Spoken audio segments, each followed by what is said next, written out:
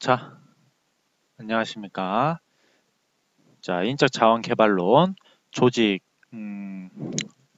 개발 지금 하고 있습니다.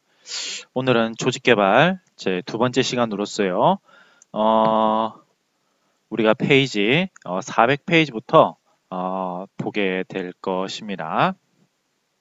페이지 400페이지부터 이제 보게 되겠죠. 잠깐 이제 공지를 해드리면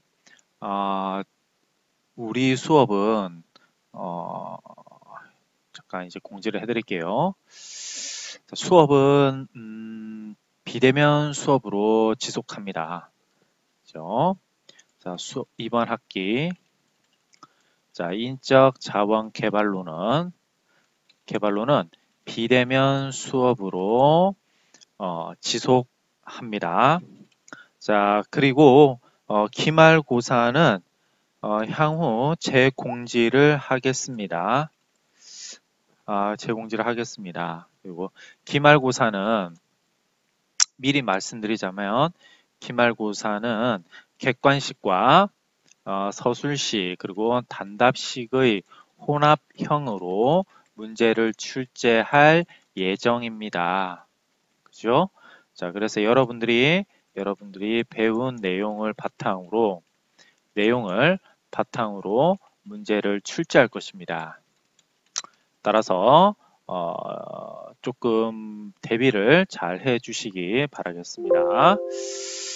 자, 그렇다면 우리가 오늘 이번 시간에 다룰 내용은 자, 이 조직 개발 이론 부분에서 변화 유형을 좀 다루게 될 것입니다. 그리고 자, 그 다음에 또 전사적 질 관리라고 해서 좀 어려운 말로요. TQM이라고 이렇게 줄여 말하고 있는데요. 이 부분을 이제 강의를 하도록 하겠습니다. 네. 자, 그러면 여러분들 페이지 400페이지를 펴주시고요. 400페이지를 펴주시기 바라겠습니다. 자, 이게 보시면 변화 유형 첫 번째로서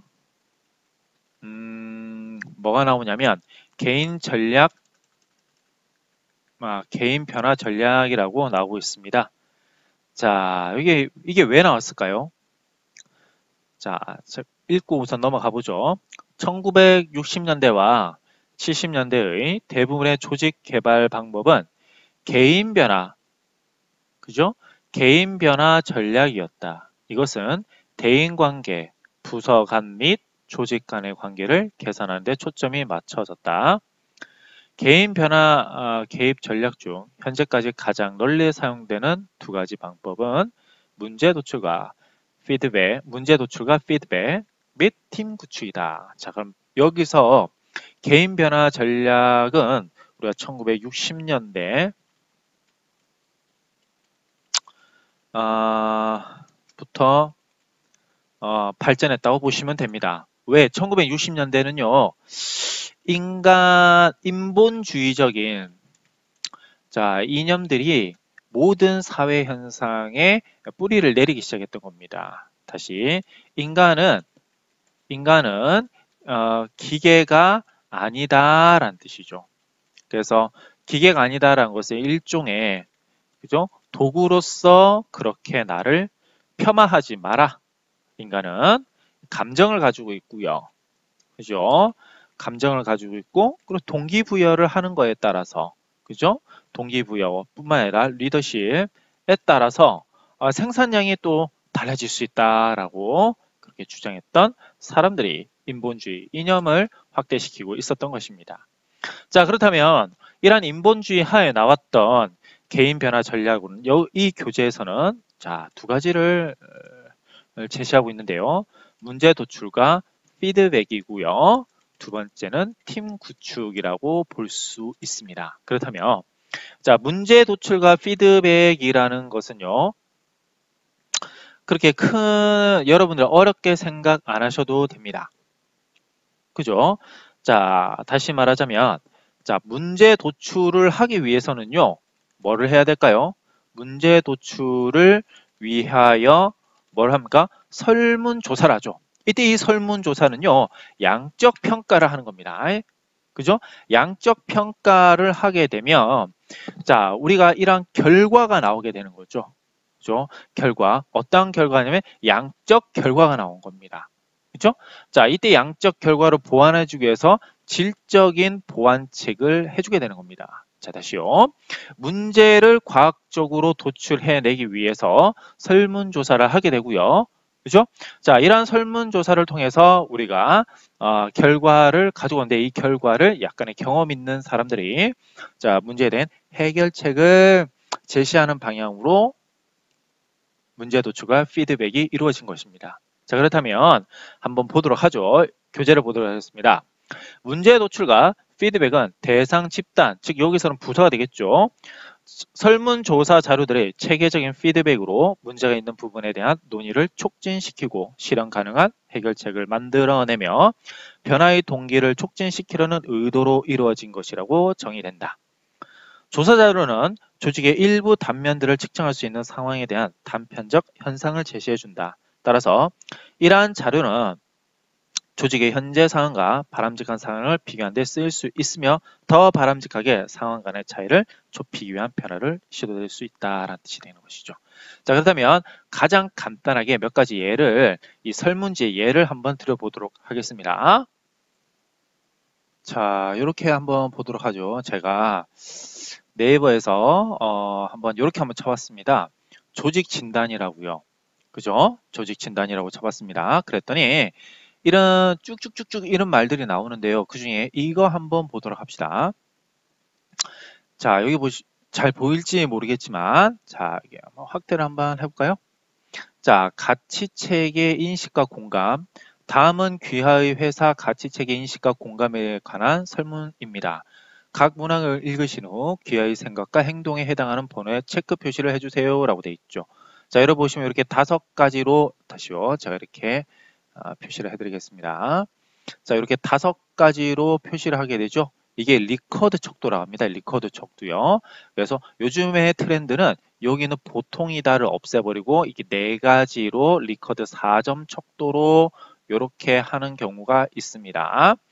자, 그래가지고 회사의 가치체계에 있다는 것을 알고 있다. 뭐 그렇다면 이렇게 또 나는 회사의 가치체계 표현들이 용어의 내용들을 이해하는데 별다른 어려움 느끼지 않는다. 뭐 전혀 그렇지 않다. 이렇게 체크를 하면 되겠죠. 그럼 이렇게 해서 이건 여러분 보세요. 이렇게 1, 2, 3, 4, 5로 되어 있는 척도는요. 일종의 양적인 거죠. 양적인 것. 질적인 것이 아니라 양적으로 수량화로 계산될 수 있는 것이죠. 그죠? 자, 그러면 이제 다시 본문 돌아서요. 문제 도출을 위해서 여기서의 문제 도출은 뭡니까?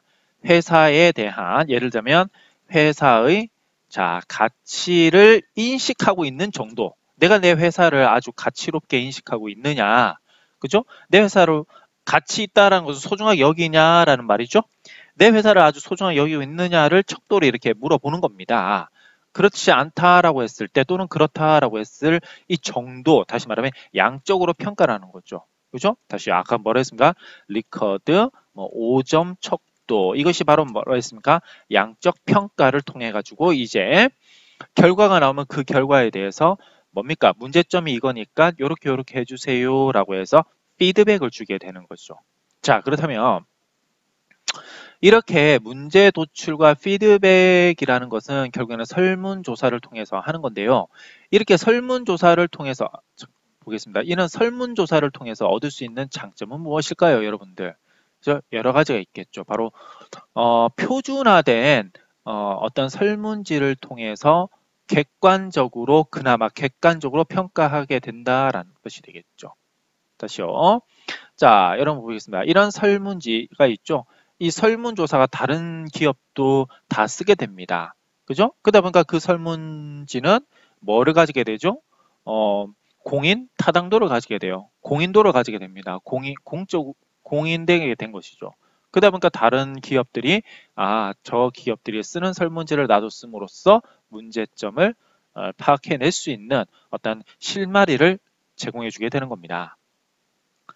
자, 그렇습니다. 그렇다면 그에 대한 교재는 어떠한 예를 들고 있냐면, 자, 두 번째 봅시다. 문제 도출과 피드백 시스템은 여러 가지 방법으로 실행되어질 수 있다. 예를 들면 알더프 등의 모형은 상급자와 하급자 간의 관계가 경색되어 있을 때 그들에게 피드백 자료를 제공하는 데 쓰였던 접근 방법이다. 이게 뭐냐면 자, 또 뭐가 있냐면 여기에 뭐 알더퍼 등의 모형. 이건 뭐냐면 자, 우리가 상하관계에서 우리 상급자의 말을 하급자가 따라야 되는데요. 이때 어떤 갈등이 유발된다는 거죠. 그렇다면 리더십 이론에서 나온 겁니다. 왜 이렇게 문제가 발생됐느냐를 찾아보는 겁니다. 그러면 그러한 문제를 해결해 줄 수 있는 뭐 예를 들자면 어떤 척도가 나오겠죠. 그죠? 그걸 이제 보면서 이런 척도에 맞춰서 이런 부분을 조금 보완하세요라는 거, 피드백을 받아볼 수 있는 겁니다. 그죠? 자, 그렇다면 우리가 401페이지 봅시다. 문제 도출과 피드백 전략을 사용할 경우 변화 관리자나 추진자는 그죠? 그러니까 구조조정 본부장이나 쉽게 말하자면 혁신 조직팀에 있는 팀원들이나 그죠? 팀장이나 자 변화 관리자나 추진자는 다음 사항을 확실히 하는 것이 중요하다라는 뜻인데요. 자, 이때 중요한 거, 자, 뭐가 중요하겠습니까? 네, 이것을 잘하기 위해서는 자, 이렇게 한번 해볼까요? 자, 어떤 조직 변수를 측정, 즉 측정을 무엇을 측정할 것인지를 여러분들 알고 있어야 됩니다. 무엇을 측정할 것인지요. 그죠? 어떤 뭐 조직론이냐, 조직에서 상하 관계를 좀 측정하고 싶으냐, 아니면 회사에 대한 사랑이냐, 애사심이냐, 또는 업무 척도냐, 뭐 이런 것들이 되는 것이죠. 자, 두 번째, 설문자료의 데이터가 신뢰할 만하고 유효하려면 설문조사가 어떻게 만들어지로 실행되어야 하는가라는 이게 다시 말하면 자, 설문지의 타당도와 신뢰도를 확보해야지만 됩니다. 자, 우리 이 대표적인 것이요. 자, 교원 능력 개발 평가 같은 것들이 있죠. 그죠? 자, 이런 예를 들자면 확보를 하기 위해서 요즘 많이 나온 것이요. 문항 반응 이론입니다. 문항 반응 이론은 자, 심리학에서 많이 쓰이는 건데요. 자, 그나마 상대적인 자, 심리학적 요소를 우리 심리학적 요소 뭡니까? 뭐 좋아한다라고 하면 그 좋아하는 게 너가 좋아하는 양과 내가 좋아하는 양이 서로 다를 수 있겠죠? 근데 이것을 그나마 절대적 기준으로 자, 분석해내는 비교적 최근에 이러한 분석 방법인데요. 이것을 이용해서 그나마 설문지의 타당과 신뢰도를 확보한다라고 보시면 되겠습니다. 자, 그 다음에 설문조사 결과를 조사 대상자들에게 어떻게 잘 소개할 수 있을지라는 뜻이 되겠죠. 자, 결과의 수용 여부 같은 것들도 자, 조직에 뭐가 있어야 됩니까? 합의가 있어야 되는 거예요. 결과가 나왔는데 그 팀원들이 우리는 받아들일 수 없다라고 한다면 오히려 안 하니만 못한다라고 할 수 있겠죠. 그렇습니다. 자, 그 다음에 우리가 두 번째로 이 교재에서 제시하고 있는 게 팀 구축입니다. 그죠?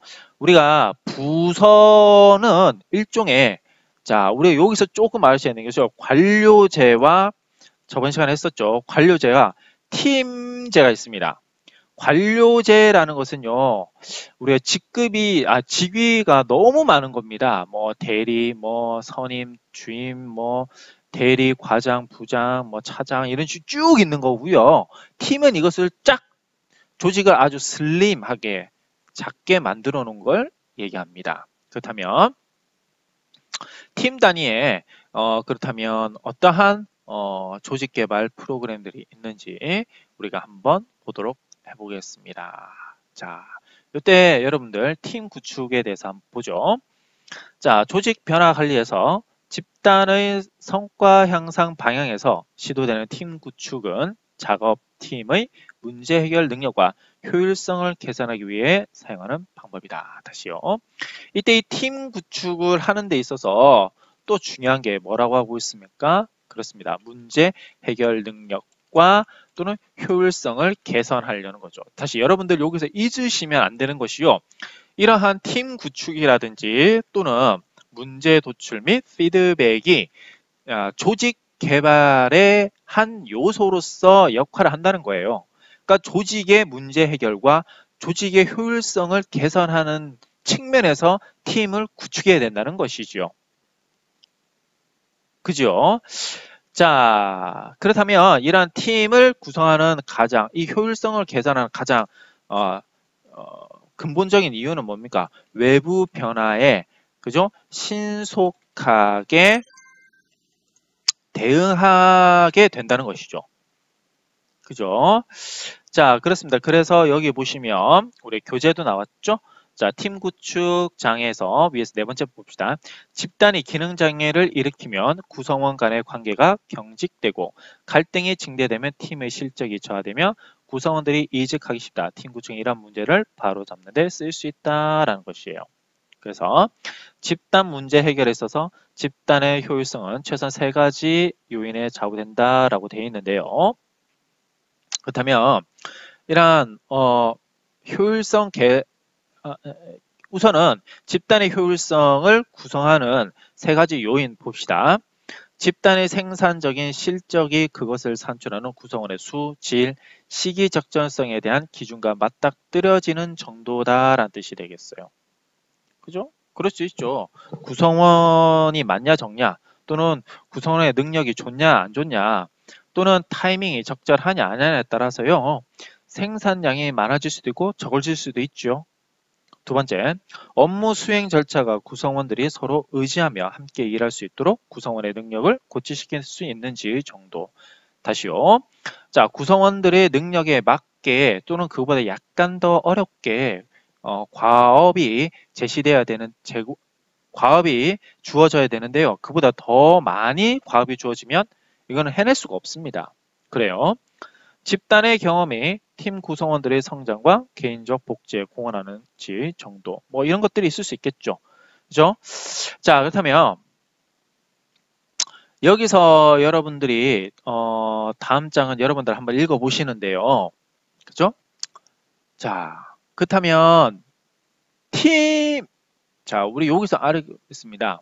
여기 좀 알고 계셔야 되는 게요. 자, 조직 개발의 팀 단위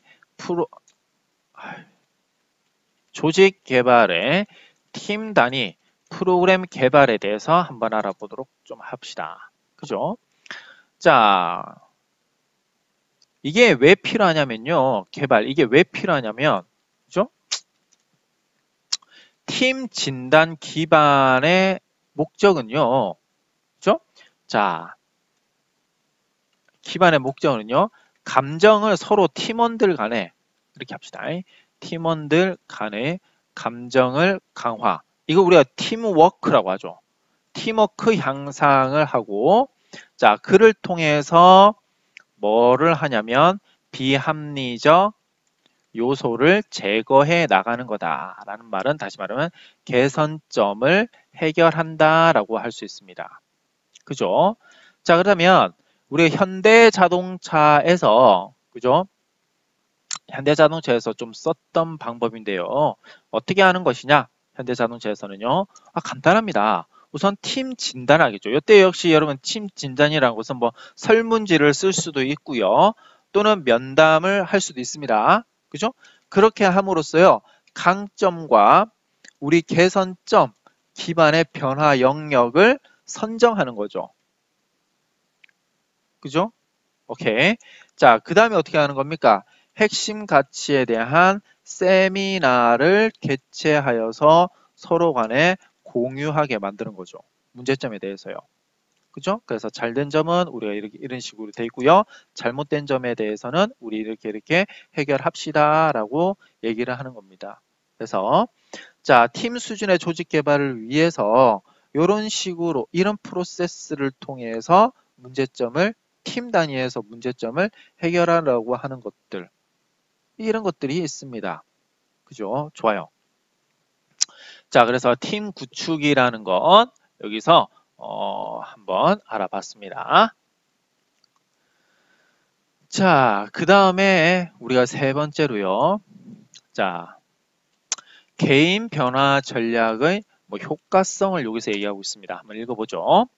개인 변화 전략은 변화를 야기시키는데 효과적이라는 주장이 조직 개발 연구의 두 가지 메타 분석 결과에 나타나고 있다. 자, 여기서 여러분들 조금 어려운 용어가 나오는데요. 메타 분석이라고 나오는데요. 이건 여러분들 메타라는 것은 상위라는 뜻이에요. 상위. 그래서 이제 분석의 분석이다라고 이해하시면 조금 맞습니다. 자, 이게 간단하게 말해서요. 이 분석은 뭘 씁니까? 내가 뭐뭐에 대한 연구를 했어. 그죠? A에 대한 연구를 했어. 근데 이러한 A에 대한 연구들이요. A에 대한 연구들이 너무나 많아요. 그죠? 그래서 A를 모아놓은 연구를 연구하는 겁니다. 그죠? 그래서 논문들을 한 100편 이렇게 모아놓고요. 100편 모아놓고 공통점과 차이점을 서로 이렇게 분석해내는 게 메타 분석이에요. 그죠? 자, 그렇게 해서 조직 개발 연구의 두 가지 결과가 나타나고 있는데요. 하나는 먼저 봅시다. 팀 구축은 만족도와 기타 사고방식들을 변화시키는 데 가장 효과적인 개인 변화 개입 방법이었다라고 말하고 있고요. 팀 구축은 생산성 대책에 강한 효과를 보였다라고 말하고 있습니다. 다시 말하자면 자, 요런 메타 분석을 통해서 우리가 봤는데 팀 구축을 하게 되면 팀 구축, 그러니까 팀을 통해 가지고 어떠한 문제를 해결하려고 했다라고 한다면 이때는 개인의 만족감의 향상이 되고 조직의 생산성도 높아진다고 얘기하고 있죠. 그죠? 자, 근데 여기 봅시다. 최근의 메타 분석에서는 팀 구축 기법이 통계적으로 긍정적 효과가 있다는 결과가 있으나, 그죠? 이러한 긍정적인 효과들도 나타나긴 하지만, 업무 성과의 객관적인 측정 효과는 미미했으므로 신중하게 접근할 필요가 있다고 한다라는 뜻이네요. 그러니까 뭐 신뢰도는 약간 떨어질 수 있다. 뭐 그렇게 얘기하고 있는 거죠. 하지만 팀을 만들므로써요. 얻을 수 있는 효과는 여러분들 많습니다. 우선 여러분 봅시다. 자, 여러분 이렇게 생각 한번 해봅시다. 우리가 이렇게 한번 생각해 볼까요? 자, 여러분들이 고등학교 때 그죠? 자, 우리가 뭘 했냐면 문제 해결을 위하여 선생님께서 자, 모든 그룹을 형성시켜 줬을 때가 있었을 겁니다. 그죠? 이때 이 모든 그룹이요. 동질 집단이 있을 수 있고요. 이질 집단이 있을 수 있습니다. 그죠? 자, 이때 동질 집단이라는 것은 같은 성별일 수도 있고요. 자, 모든 그룹을 여기다가 좀 이렇게 해봅시다.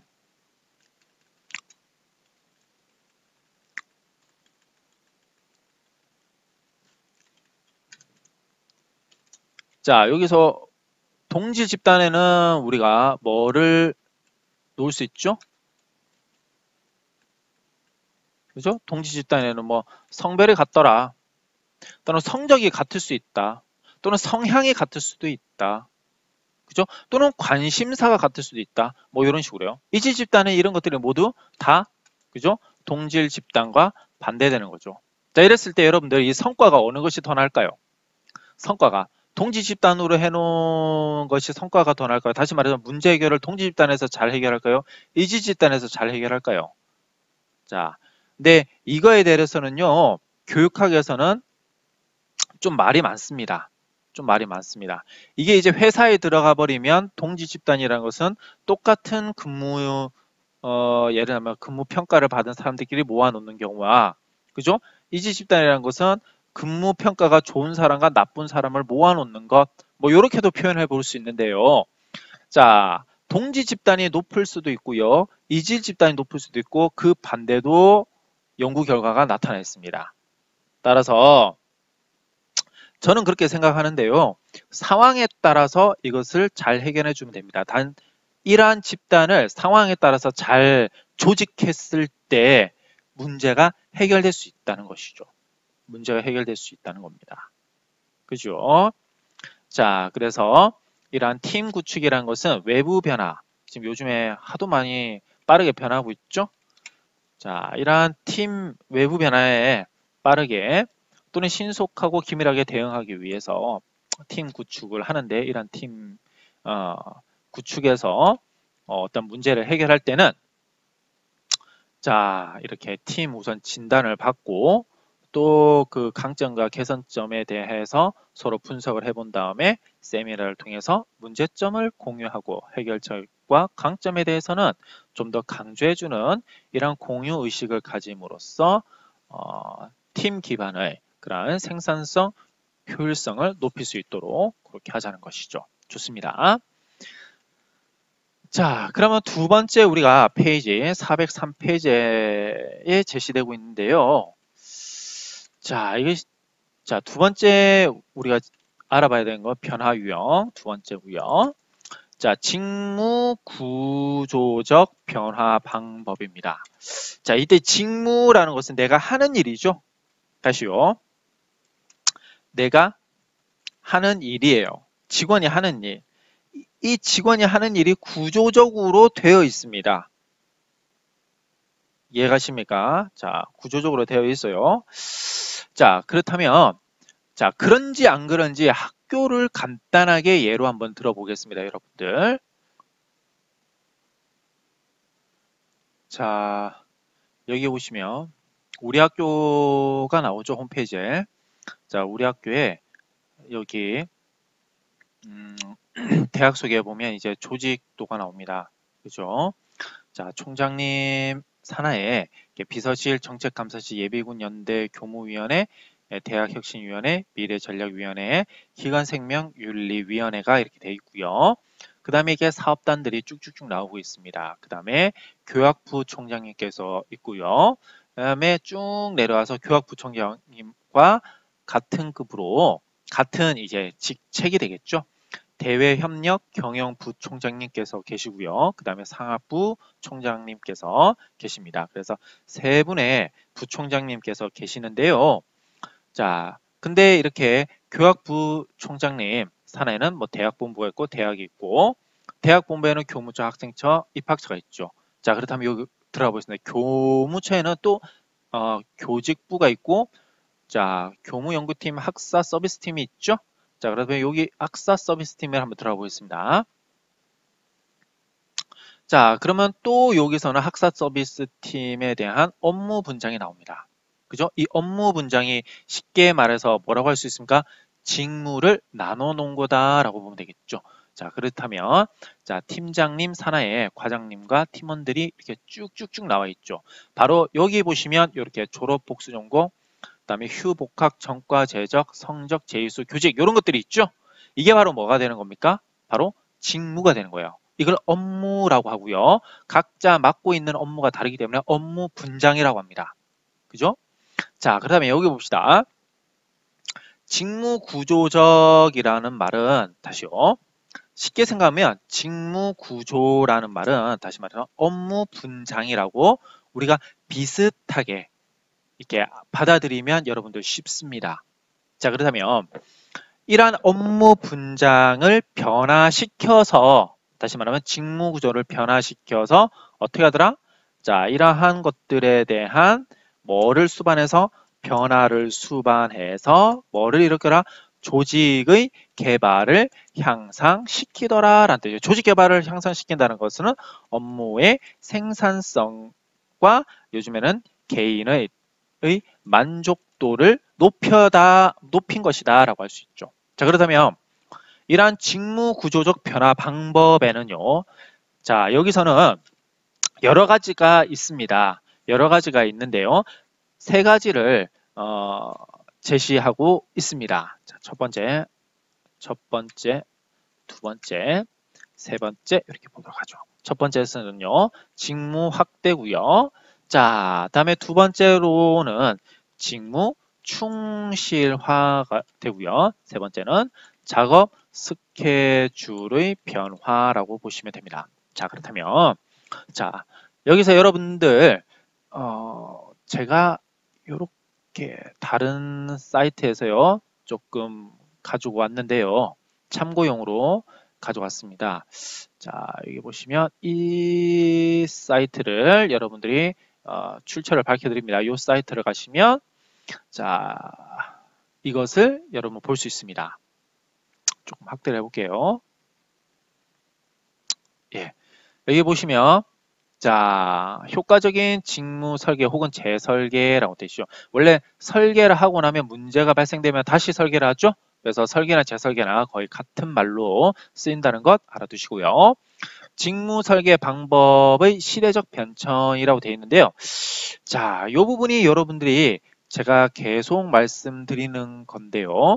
바로 과학적 관리론 이전에 있었던 이 부분과 이 부분이 서로 다릅니다. 자, 여기는 자, 어떻게 다르냐? 자, 1990년대까지라고 합시다. 과학적 관리론, 뭐 테일러의 과학적 관리론이죠. 뭐 적절한, 정확한 재료와 그리고 그 재료를 다룰 수 있는 능력이 있는 개인 그리고 그러한 시스템이 갖춰지게 된다면 사람은 최대의 생산성을 발휘할 것이다 라는 것이죠. 그래서 이 당시 때는요. 우리가 분 단위로 혹은 뭐 시간 단위로 해야 될 일을 따닥 해놓고요. 그러면 그 시간을 맞춰서 그 분에 맞춰서 역할을 해내야 되는 것입니다. 자, 그것이요. 1990년대까지였는데요. 일반적인 장인 일입니다. 일반적인 일이고요. 이때 일반적이라는 것은 전문화되지 않은, 분업화되지 않은 거죠. 근데 여기서 specialized craft job이라고 나오죠. 자, 이 말은 무슨 말이냐면 전문화됐다는 말입니다. 전문화됐다는 말입니다. 그래서 전문화돼서 일을 하기 시작하면서 그러한 전문화에 대한 생산성을 아주 극대화하기 위해서 시간대별로, 그러면 작업의 성격 단위별, 기타 등등에 따라서 과학적으로 이제 분류를 해놨는데 이렇게 하는 생산성이 올라갈 줄 알았더니 오히려 생산성이 떨어지더라라는 것이죠. 근데 왜 떨어지냐? 바로 사람의 마음을 그죠? 잘 관리해주지 않았다. 따라서 인본주의가 1960년대부터 나타난다고 했었죠. 바로 이 부분이 인본주의를 반영한 거라고 할 수 있습니다. 좋습니다. 그래서 나온 것이 job rotation이 되는 거죠. 직무 순환입니다. 직무 순환이라는 것은 내가 이 일을 하다가 저 일을 해보는 것인데요. 자, 저번 시간에 우리가 많이 배웠는데요. 이렇게 말해보면 요거 되겠죠. 자, 다시 말하면 이 과장님 졸업 복수전공 재입학 과장님이 자, 휴 복학 전과 제적으로 이렇게 뭡니까 인사 발령이 나는 거라고 보시면 되겠습니다. 그죠? 근데 이때 중요한 것은 꼭 시간이 명시돼야 되는 것이죠. 시간이 명시되어 있지 않으면 직무순환이 아니라 우리가 뭡니까? 직무순환을 가면을 쓴 어떻게 보면 해고를 시켜버리는 거죠. 자, 그런 거 일전에 배웠고요. 자, 그 다음에 job enrichment라는 것은요. 이게 바로 직무 충실에 가는 겁니다. 직무 충실요. 직무 확대를 나타냅니다. 직무 확대. 그 다음에 enrichment가 직무 충실입니다.